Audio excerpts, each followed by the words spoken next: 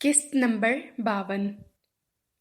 आपके लाडले साहबजादे किन चक्रों में आजकल, जरा मालूम करें। असद साहब चाय बनाती हुई फौजिया बेगम से मुखातिब हुए। आप कभी ये भी सोच लिया करें कि आप इसके बाप हैं। तनकीदी पहलू कभी इस्लाह कुन नहीं बनते। आपकी मॉरल सपोर्ट हमारी कमी पूरी कर देती है। उन्होंने इनके हाथ से कप लेते हुए संजीदगी से कहा। गलत सोच है आपकी। बाप की तवज्जो और मोहब्बत औलाद को कभी बेलगाम होने नहीं देती। माँ कितनी भी मॉरल सपोर्ट दे, कितनी इंपॉर्टेंस दे, मगर बाप जैसा रोब और दबदबा पैदा नहीं कर सकती। फौजिया बेगम दूसरे सोफे पर इनके मुकाबले बैठते हुए खुफगी भरे लहजे में गोया हुई।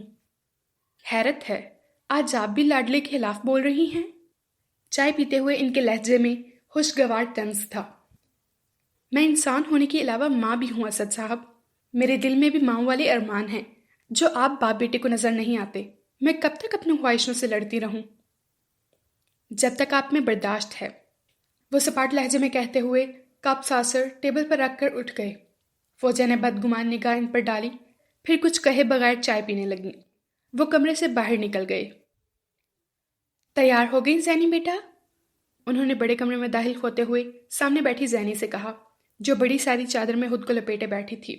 अफसुर्दगी, नकाहत, जहनी प्रागंदगी इसके चेहरे से अयां थी।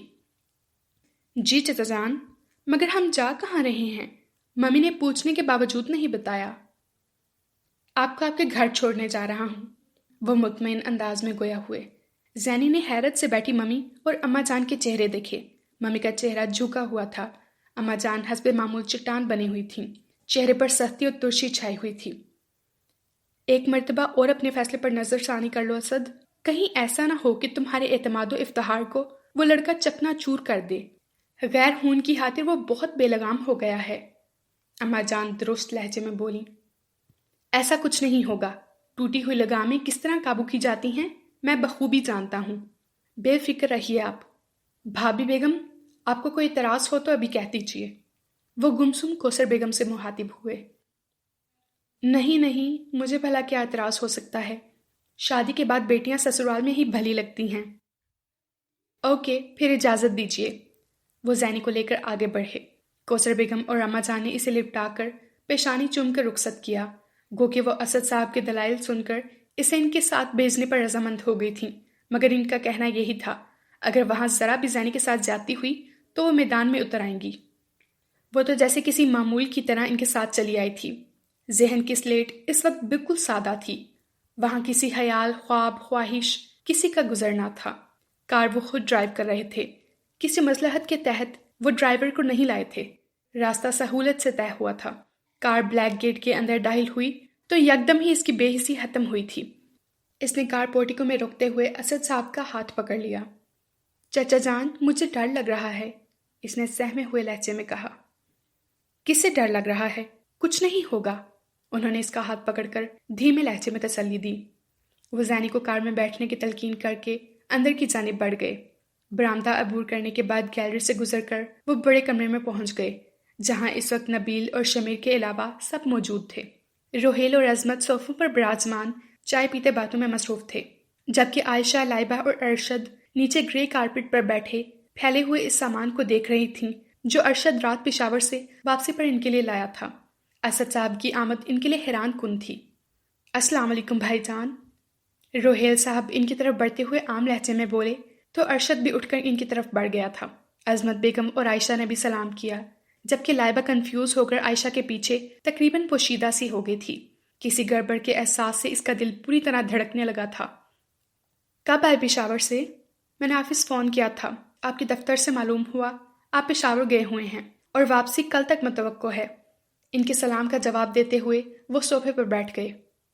जी, कल रात को वापस आया हूँ, अरशद ने सोफे की जानिब बढ़ते हुए जवाब दिया। बैठो नहीं, पहले जैनी को अंदर ले आओ, वो बाहर कार में बैठी है। जब जंग लड़ते हैं तो अपनी कुव्वत बाजू पर भरोसा करते हैं। औरत का दरमियान में घसीट कर फाते बनने वाले कभी फतह याब नहीं होते।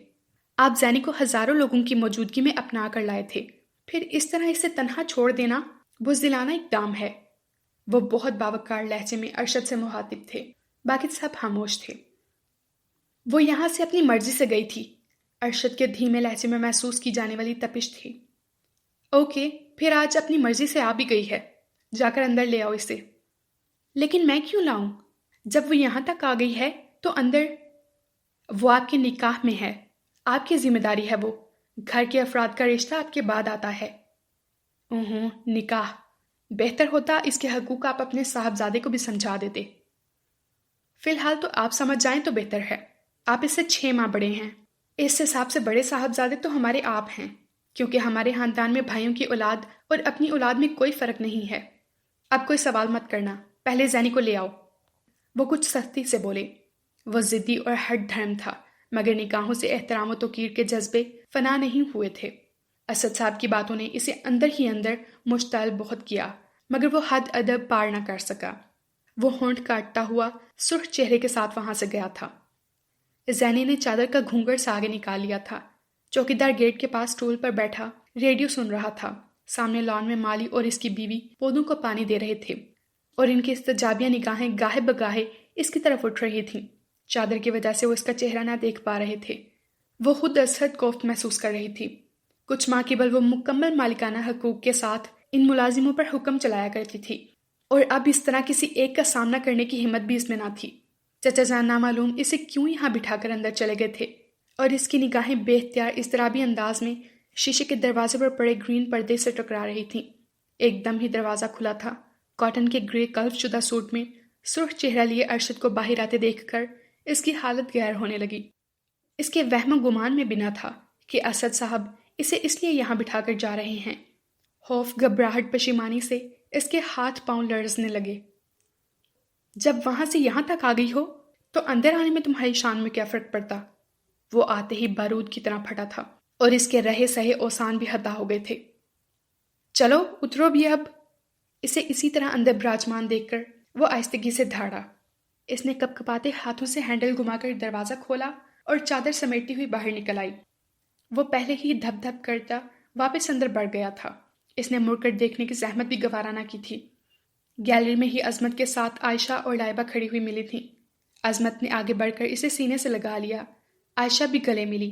لائبہ اس کی جانب گلے ملنے کے لیے بڑی تھی کہ ایک دم ہی نفرت اور غصے کی لہر نے زینی کو اپنی لپیٹ میں لے لیا۔ وہ اس کے ہاتھ جھڑک کر آگے بڑھ گئی۔ اس لمحے اس کے چہرے پر اتنی نفرت اور تحقیر تھی کہ لائبہ ندامت سے کھڑی رہ گئی۔ عظمت آگے چلنے کی وجہ سے اس کی یہ حرکت نوٹ نہ کر سکی۔ ممی چل رہی ہیں ہسپتال؟ کال آئی ہے ڈاکٹر کی۔ آپ کے ہوم چائلڈ میں آنے والی اس لڑکی کی حالت اب بہتر ہے، وہ شوق سے نکل آئی ہے، کمل نے تیار ہوتے ہوئے بیگم توفیق سے کہا۔ گڈ، اچھی خبر ہے، چلیں آپ تو تیار ہیں، وہ بالوں میں کلپ لگاتے ہوئے مسرت سے بولیں۔ یہ کس کے ڈاکومنٹس ہیں ممی؟ کمل جو آگے بڑھی تھی، تپائی پر رکھی فائل اس کے دوپٹے سے الجھ کر قالین پر گری تھی۔ وہ جھک کر کاغذات اٹھاتے ہوئے بولی۔ فائل میں پن اپ کرتے ہوئے جو کاغذ اس کے ہاتھ میں آیا، اس پر لگی تصویر کو وہ ہزاروں میں پہچان سکتی تھی۔ آپ کے پاپا اسی بندے کے کیس کے سلسلے میں بھاگ دوڑ کر رہے ہیں۔ یہی انفارمر ہے جس کی انفارمیشن سے تمہارے پاپا کو بہت کامیابیاں ملیں، اور ایک مرتبہ بم بلاسٹ سے آپ کے پاپا بچے تھے، وہ بھی اس کی وجہ سے بچے تھے۔ تمہارے پاپا بتا رہے تھے غربت اور بری صحبت کی وجہ سے یہ غلط کاموں میں پڑ گیا تھا، مگر ضمیر زندہ تھا، اس لیے برائی کی دلدل میں پھنس کر بھی بچ گیا اور مجرموں کے خلاف پولیس کی مدد کرنے لگا۔ پھر کافی عرصے بعد سرگنا کو اس پر شک ہو گیا۔ اس نے اسے اپنے آدمیوں کے ذریعے ختم کروا کر باہر پھینک دیا تھا، مگر اس کی زندگی باقی تھی۔ جو لوگ مار کر کوڑے میں پھینک گئے تھے، انہیں معلوم نہ تھا کہ وہ بھی زندہ ہے۔ اس کے دوست نے اس کا علاج کروایا، اس میں جینے کی امنگ پیدا کی، اور اس نے آپ کے پاپا کو ایک دن آ کر ساری حقیقت بتا دی اور اس سرگنا کے خلاف سارے ثبوت لا کر دیے، مگر وہ سرگنا پہلے ہی فرار ہو گیا تھا، جو غیر ملکی ایجنٹ تھا۔ اس نے اپنی گرفتاری پہلے ہی دے دی تھی، سلطانی گواہ کی حیثیت سے۔ اب یہ جیل میں ہے۔ آپ کے پاپا یہی چاہ رہے ہیں کہ اس کے کیس کا فیصلہ جلد ہو اور سزا کم سے کم ملے۔ 2 ماہ قبل جو ٹرین کا حادثہ ہوا تھا، اس میں اس کی فیملی بھی ہلاک ہو گئی تھی۔ بہت دکھی نوجوان ہے بیچارہ۔ اوہ، تو میرا خدشہ درست نکلا انور، تمہاری فیملی واقعی ہلاک ہو گئی۔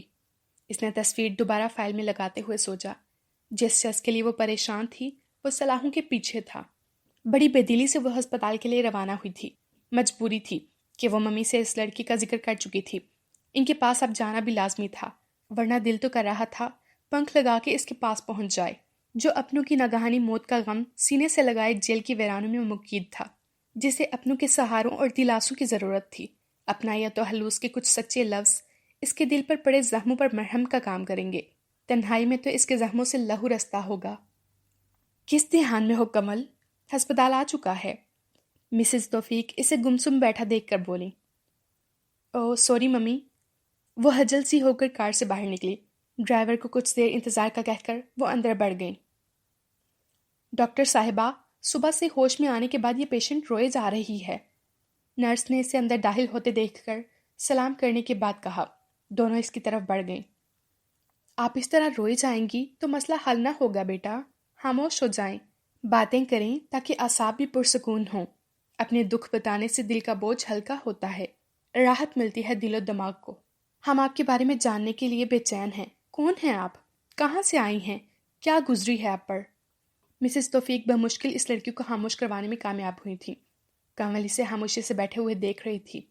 اسے اس لڑکی کا چہرہ پہلی نظر میں ہی شناسا لگا تھا، مگر شناخت ابھی تک نہ ہوئی تھی۔ مسز توفیق اسے اپنے ہاتھ سے پانی پلا رہی تھیں اور ساتھ ساتھ سمجھا بھی رہی تھیں۔ میں کہاں ہوں؟ آپ لوگ کون ہیں؟ اس لڑکی نے ان دونوں کی طرف دیکھتے ہوئے سوال کیا۔ اس کی آنکھوں میں شور کی چمک تھی۔ ان دونوں کو وہ بیگانگی بھری نگاہوں سے دیکھ رہی تھی۔ آپ ہمیں اپنا ہی سمجھو۔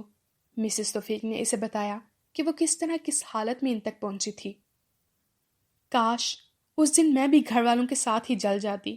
ہم لاہور جا رہے تھے۔ ریل کا میرا پہلا سفر تھا۔ میں اور میری چھوٹی بہن تابش بہت خوش تھے۔ امی ابو دوسری سیٹ پر بیٹھے باتیں کر رہے تھے۔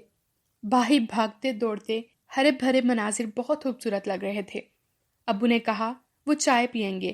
میں نے باسکٹ سے چائے کا تھرماس نکالا تو وہ پھسل کر میرے ہاتھ سے گر گیا اور ریل کے جھٹکوں کی وجہ سے دروازے کی طرف لڑکنے لگا۔ میں اسے پکڑنے کے لیے آگے بڑھی تو اچانک باتھ روم میں اتنا شدید دھماکہ ہوا کہ میں کسی گیند کی طرح اچھل کر دروازے سے باہر جا گری۔ جہاں میں گری تھی وہ کوئی اونچی جگہ تھی جہاں سوکھی گھاس پڑی تھی۔ میں سنبھلنے کی کوشش میں نیچے گرتی چلی جا رہی تھی۔ ریل میں لگی ہوئی آگ مجھے نظر آ رہی تھی جو اتنی شدید تھی کہ کسی کا بچ نکلنا ناممکن تھا۔ اس کے بعد نامعلوم کیا ہوا، میں کہاں گری تھی، مجھے کس نے اٹھایا، مجھے کچھ معلوم نہیں۔ آنسوؤں کے دوران اس نے آپ بیتی سنائی۔ سنو، تمہارا نام کیا ہے؟ کمل کے ذہن میں روشنی کا جھماکا ہوا تھا۔ شمائلہ، اس نے ہچکیوں کے دوران بتایا۔ شمائلہ، تمہارے بھائی کا نام انور ہے نا؟ کمل دونوں ہاتھ اس کے شانوں پر رکھ کر اپنائیت سے بولی۔ آپ جانتی ہیں بیٹا انہیں؟ اس کے اس بات میں جواب دینے پر مسز توفیق حیرانی سے بولی۔ جی ممی۔ شمائلہ، تم نے پہچانا نہیں مجھے؟ میری تم سے اسٹیشن پر ملاقات کروائی تھی نا انور نے؟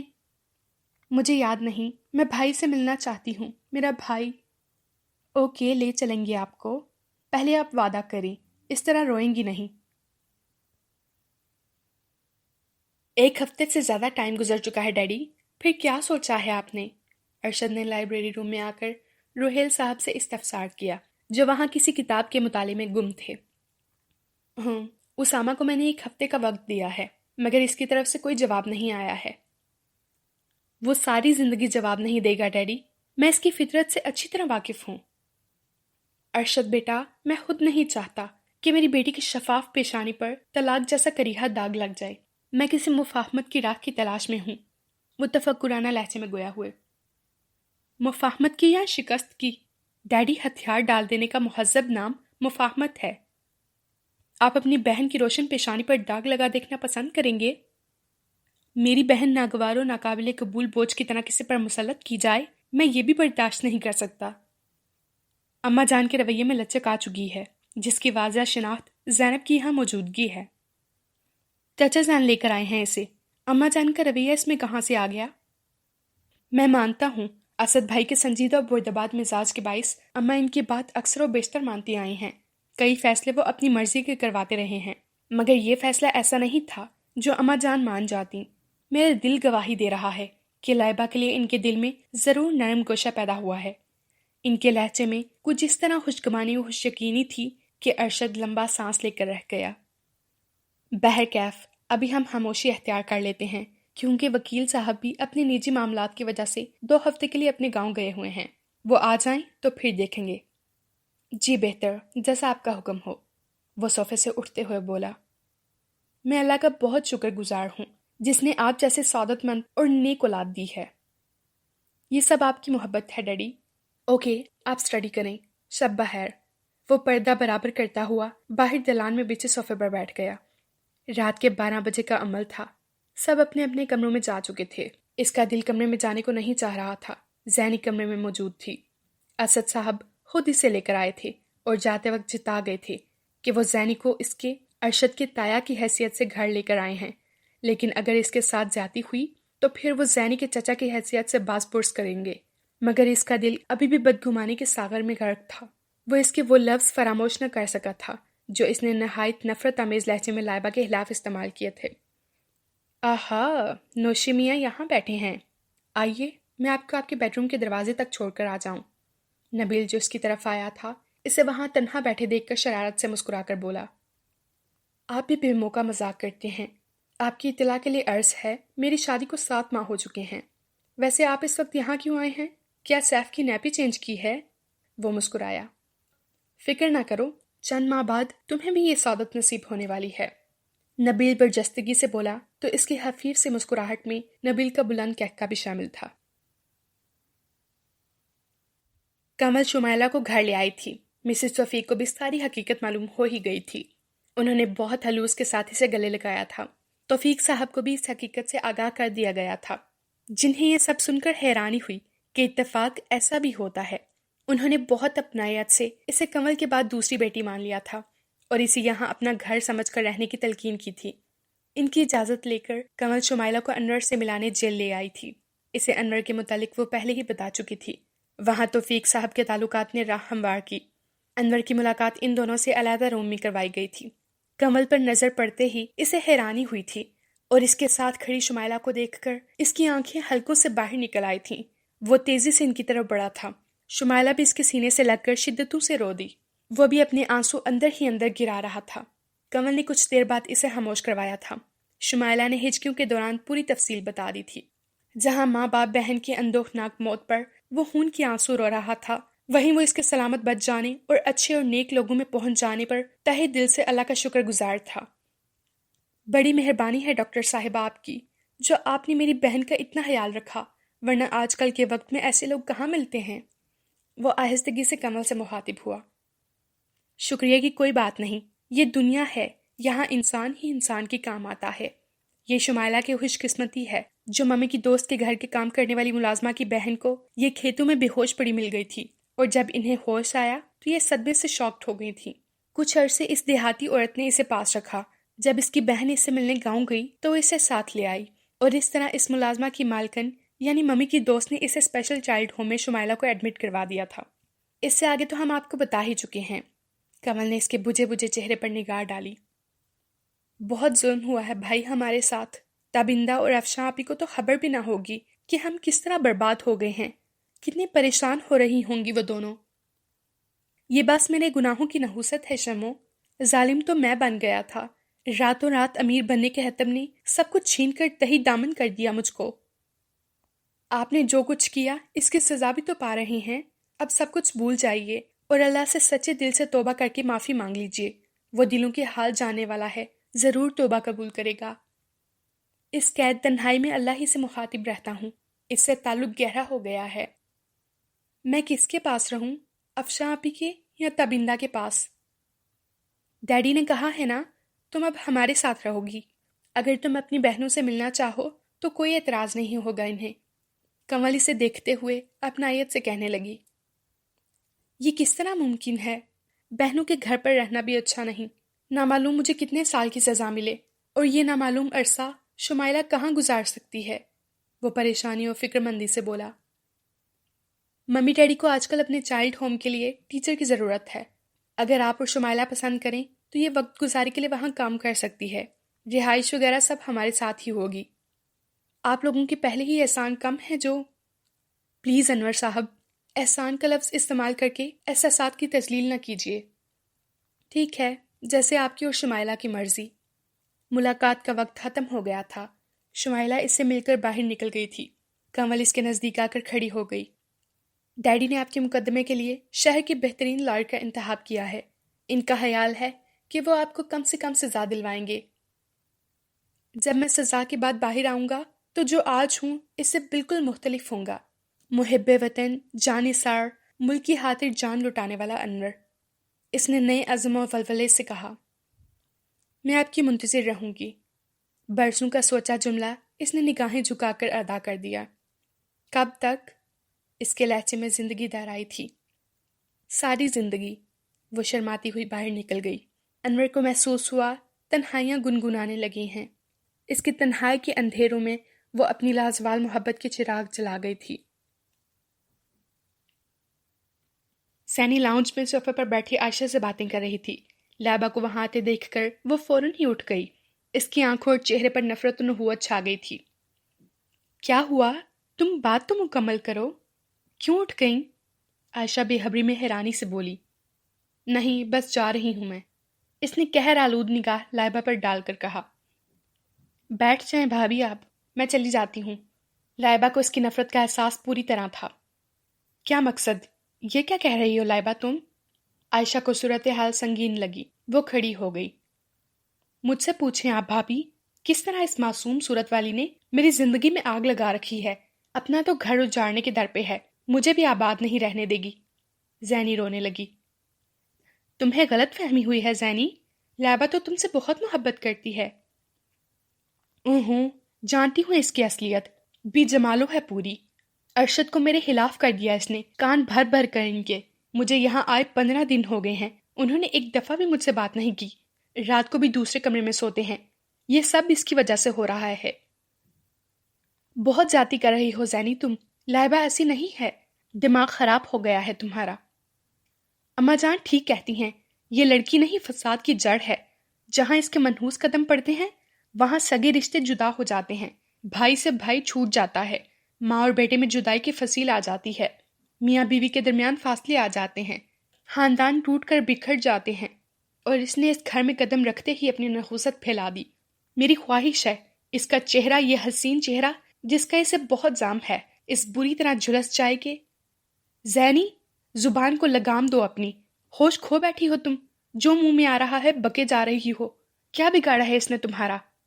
عظمت جو وہاں سے گزر رہی تھیں زینی کی غصے سے چیختی ہوئی آواز سن کر اندر آ گئی تھیں۔ لائبہ سر جھکائے گمسم کھڑی تھی۔ زینی کی باتیں انہیں تیش دلا گئی تھیں۔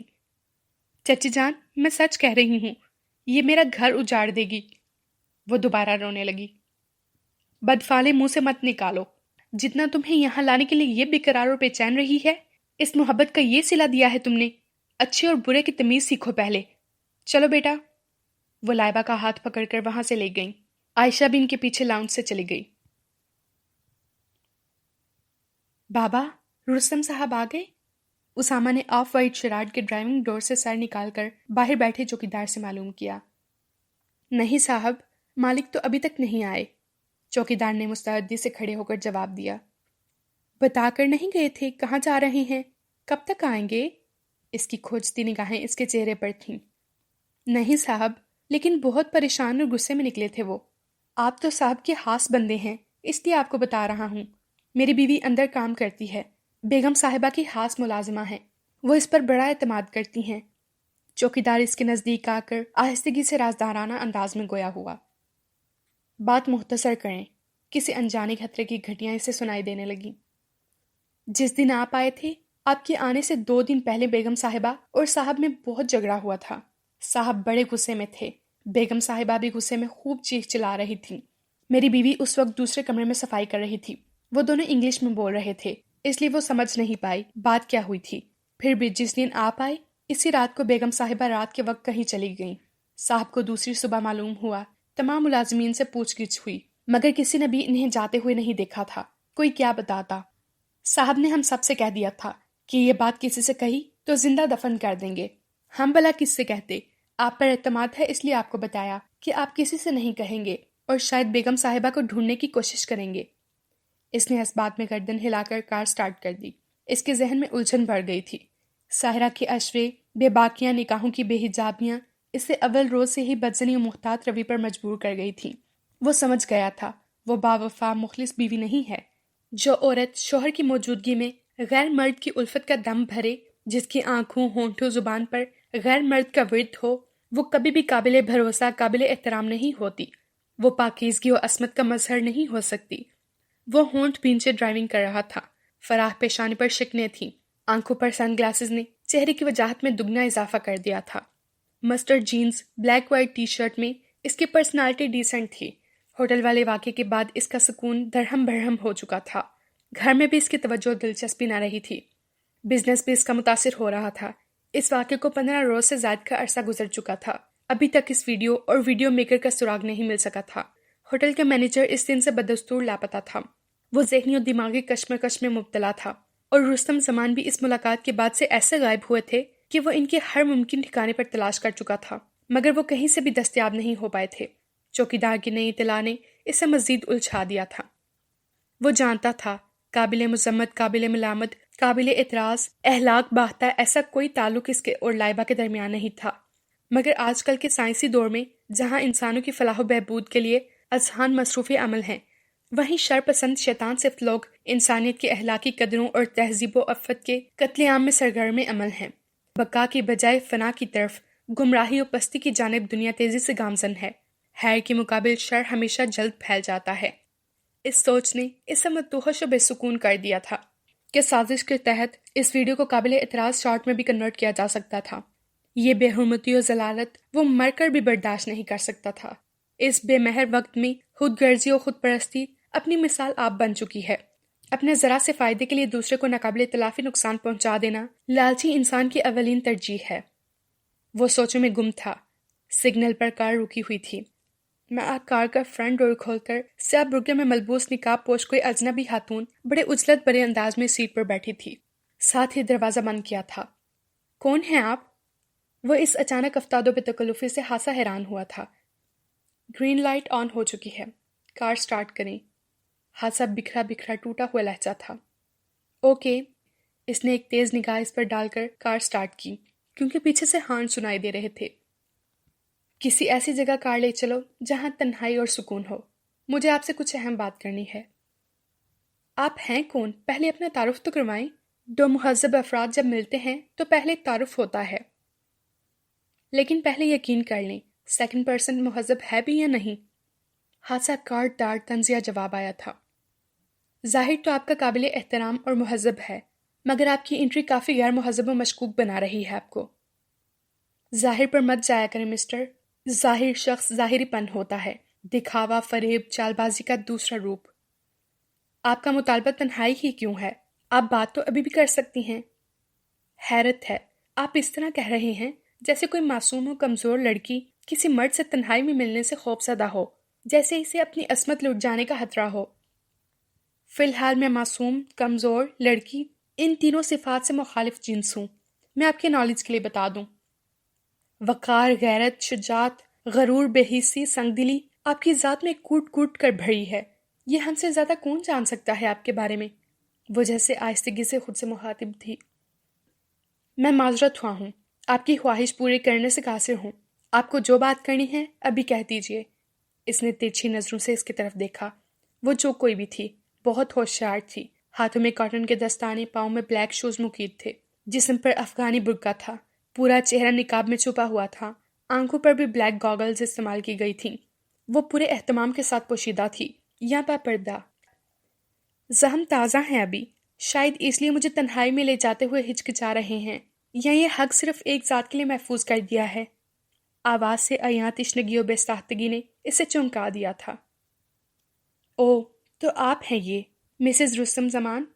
اس نے سلگتی ہوئی گہری نگاہ اس پر ڈالتے ہوئے کار کی سپیڈ آہستہ کر دی۔ پچھلے 10 منٹ سے کار وہ اس کی وجہ سے ٹرک کی سیدھ میں چلا رہا تھا۔ تو پہچان گئے آپ؟ کاش اس حوالے کی بجائے کسی دوسرے نام سے پکارتے تو بے قرار و پس مردہ سماعتوں کو کچھ قرار تو آ جاتا، مگر ہر حسین خواب کو تعبیر بہاری گل نہیں ملا کرتی۔ اس نے ایک آہ کے ساتھ سر سیٹ کی بیچ سے ٹکا دیا۔ آپ گھر سے آ رہے ہیں، یقیناً آپ کو میرے فرار ہونے کی اطلاع مل چکی ہوگی، اور آپ سوچ بھی نہیں سکتے آپ کی خاطر ہی میں نے یہ سب کیا ہے۔ Shut your mouth Mrs Rustam, اپنے اس گھٹیا اور شرمناک فعل کو مجھ سے منسوب کرنے کی کوشش نہ کیجیے گا۔ وہ شدت سے بپھر اٹھا تھا۔ شرمناک؟ گھٹیا؟ آپ کے سامنے ایسی حقیقتیں بے نقاب کروں گی کہ یہ لفظ تو ان کے آگے اپنی حیثیت کھو بیٹھیں گے۔ جواب میں وہ بھی ترش و تلخ انداز میں بولی، آپ معموں میں بات کر رہی ہیں اور مجھے ہمیشہ سے سسپینس پیدا کرنے والی باتوں سے چڑ رہی ہے۔ مستضاد آپ کو شوٹ کر دوں گا۔ میرا ذہنی توازن ویسے ہی غیر متوازن ہے۔ وہ کار کو بریک لگاتا ہوا پھنکارا تھا۔ جذبات ہمیشہ مسئلوں کا موجب بنتے ہیں، شعور و فہم تک ان کی رسائی ناممکن ہے اسامہ ملک۔ مجھے احساس ہے، مکمل ادراک رکھتی ہوں اس بات کا کہ میری ذات کبھی بھی آپ کے لیے باعث تقویت نہیں رہی ہے۔ آپ تو عذرا مہربانی بھی چند سکے اپنی نوازش و مروت کے میری حالی کشکول میں ڈالنے کے رضامند نہیں ہے۔ شاید محبت کا بحر بے کراں جب ایک نام پر بہنا شروع کر دیتا ہے تو کسی کو ڈوبنے کے لیے چلو بھر پانی بھی وہاں سے نہیں مل سکتا۔ تشنگی اس کے ہر لفظ سے عیاں تھی۔ اسامہ ملک نے خطرناک تیوروں سے اس کی جانب دیکھا تھا۔ لمحے بھر کو وہ دہل اٹھی تھی۔ فار گاڈ سیک، مجھے سمجھنے کی کوشش کرو۔ جنوں خیز محبت اور لا حاصل عشق کی آخری منزل یہ دیوانگی ہی تو ہے۔ پہلے یہ کیسٹ سنو، میری باتوں پر آپ یقین نہیں کریں گے۔ اس نے ہینڈ بیگ سے آڈیو کیسٹ نکال کر اس کی طرف بڑھائی۔ اس کے تیوروں سے لگ رہا تھا وہ برداشت و ضبط کی حد سے گزر چکا ہے۔ نہیں سننا مجھے کچھ بھی، آپ اپنا قابل برداشت وجود لے کر یہاں سے اوجھل ہو جائیں۔ پلیز اسامہ ملک، اس قدر انتہا پسند مت بنو۔ بعض اوقات انسان محض بدگمانی میں اپنا نقصان کر بیٹھتا ہے۔ کبھی ایسا بھی ہوتا ہے جو ہمیں نظر آتا ہے وہ ایسا نہیں ہوتا۔ یہ کیس سننے کے بعد آپ میری بات سمجھ پائیں گے۔ چلیے جگہ میں آپ کو بتاتی ہوں، وہاں آپ اطمینان سے سن سکیں گے۔ پلیز میرا اعتبار کریں، میرا مقصد صرف اور صرف آپ کی مدد کرنا ہے۔ اسے شش و پنج میں دیکھ کر وہ التجا آمیز لہجے میں بولی۔ اس کی پرسوز کھری آواز میں کچھ ایسا سحر ضرور تھا کہ وہ بنا کچھ کہے اس کے بتائے ہوئے راستے پر کار دوڑانے لگا۔ ذہن میں گتھیاں مزید الجھ گئی تھیں۔ ارشد، کہاں جانے کی تیاری ہے؟ عائشہ سے نکسک سے تیار با اچلت بال بناتے دیکھ کر بولی۔ دوست کی طرف جانے کا ارادہ ہے۔ آپ کو کوئی کام ہے؟ وہ ان کی طرف متوجہ ہوا۔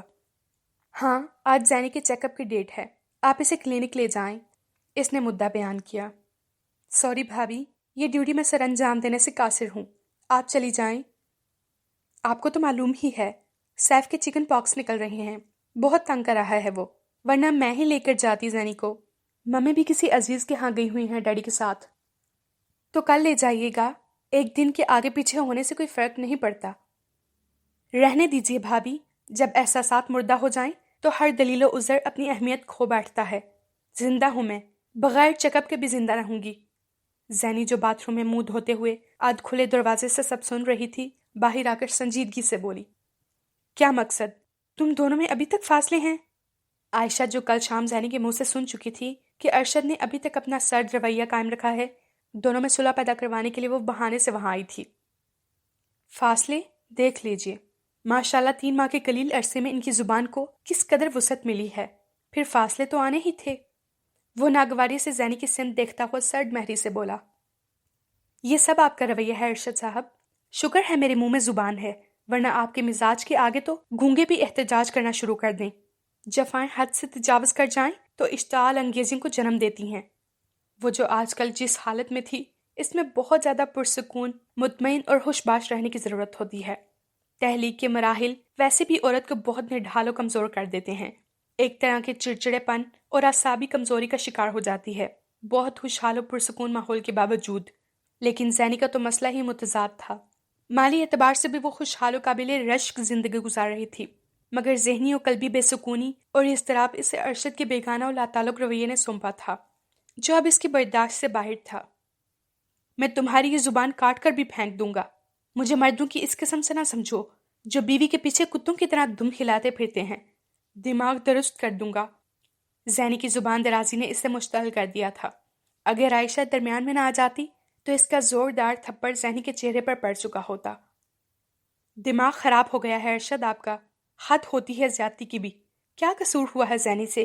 کیوں کسی کے جرم کی سزا بے قصور کو دے رہے ہیں؟ یہ انصاف نہیں ہے ارشد، اور نہ دانش مندی۔ سمجھا دیجیے اسے اچھی طرح سے، اگر اس گھر میں رہنا ہے تو زبان سنبھال کر رکھے اپنی۔ وہ دروازہ زوردار آواز کے ساتھ بند کرتا ہوا باہر نکل گیا تھا۔ عائشہ آنسو زد کرتی زینی کا ہاتھ پکڑ کر لاؤنج میں آئی، جہاں لائبہ نیچے بلیو کارپٹ پر کشنز پر نیم دراز کوئی میگزین پڑھ رہی تھی۔ لائبہ، ایک گلاس پانی تو لے آنا چندہ۔ وہ زینی کو صوفے پر بٹھا کر اس سے بولی۔ لیجیے بھابھی۔ وہ جھٹ پٹ پانی کا گلاس لے کر آئی تھی۔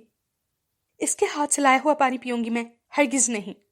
زینی نے ہذیانی انداز میں پانی کا گلاس لے کر سامنے دیوار پر مارا تھا جو عائشہ نے لائبہ سے لے کر اس کی طرف بڑھایا تھا۔ کیا بگاڑا ہے میں نے آپ کا؟ کیوں اتنی نفرت کرتی ہیں مجھ سے؟ لائبہ جو کل شام بھی اس کی زیادتی تحمل سے برداشت کر گئی تھی، اب اس کی مزید زیادتی برداشت نہ کر سکی۔ تم میرے مقابل اڑ رہی ہو، مجھ سے چھین رہی ہو ارشد کو، بلکہ چھین لیا ہے۔ بھابھی، اپنے خواص کو قابو میں رکھیں۔ میں آپ کے مقابل کیوں آؤں گی؟ بیوی اور بہن کے حقوق مساوی نہیں ہوتے۔ آپ اپنے حقوق کا میرے حقوق سے موازنہ نہ کریں پلیز۔ بہن اور بھائی کی محبتوں میں پاکیزگی اور احترام اور پرتقدس محبت کے جذبات شامل ہوتے ہیں۔ کیوں بیوی کے حقوق صرف نفسانی خواہشات اور نفس پرستی کے تسکین کے باعث ہوتے ہیں؟ سوری، ان حقوق سے میں یکسر بے بہرہ ہوں، اس لیے آپ کو تسلی بخش جواب نہیں دے سکتی۔ اچھا، ایک مرد کے ساتھ 2 سال گزار کر بھی اتنی معصوم ہو؟ زینی پلیز مت اس انداز میں گفتگو کرو۔ لائبہ چلو اپنے کمرے میں جاؤ۔ لائبہ کا انداز بہت سادہ اور مصالحہ تمیز تھا، جبکہ زینی کے منہ سے شعلے نکل رہے تھے۔ عائشہ پریشان تھی۔ پہلے تو آپ یہ انکشاف سن لیجئے کہ میں نے اس مرد کے ساتھ 2 سال تو کیا 2 دن بھی نہیں گزارے ہیں۔ اس نے مختصراً ساری بات ان کو بتا دی جو نکاح کی وجوہات بنی تھیں۔ تم سنجیدہ ہو لائبہ، لیکن اس سے پہلے تم نے کبھی نہیں بتایا، بلکہ ممی ڈیڈی کسی نے بھی ذکر نہیں کیا۔ عائشہ حیرت سے اچھل پڑی تھی۔ زینی بھی بے یقین نگاہوں سے اس کی جانب دیکھ رہی تھی۔ اپنی عزت کو اپنی ہاتھوں سے اچھالنا کون پسند کرتا ہے؟ میں اسی لیے خاموش تھی، مگر بھابھی صاحبہ کی غلط فہمیاں بڑھ چکی ہیں جن کا تدراک بھی لازمی ہے۔ وہ از حد سنجیدہ تھی۔ تو مت چھوڑو اسامہ بھائی کا ساتھ، سوتیلی بہن بن کر نہیں تو سگی بہن بن کر بھائی کا گھر بچا لو۔ حیرت ہے، آپ تو بچپن سے بہت خالص سچی محبتوں، چاہتوں، الفتوں کے درمیان رہی ہیں۔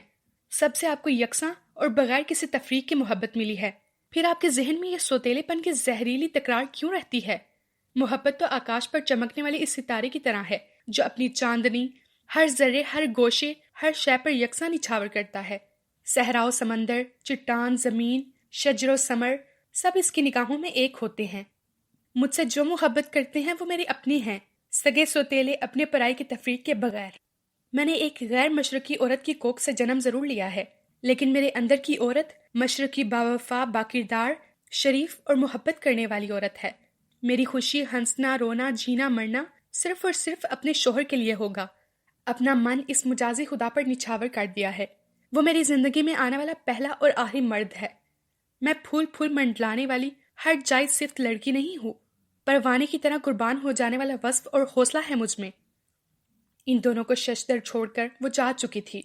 اتنی تیزی میں وہ پردے کی اوٹ میں کھڑے روہیل صاحب اور بیگم عظمت کو نہ دیکھ سکی، جن کے چہروں پر تردد کی لکیریں نمودار ہو چکی تھیں۔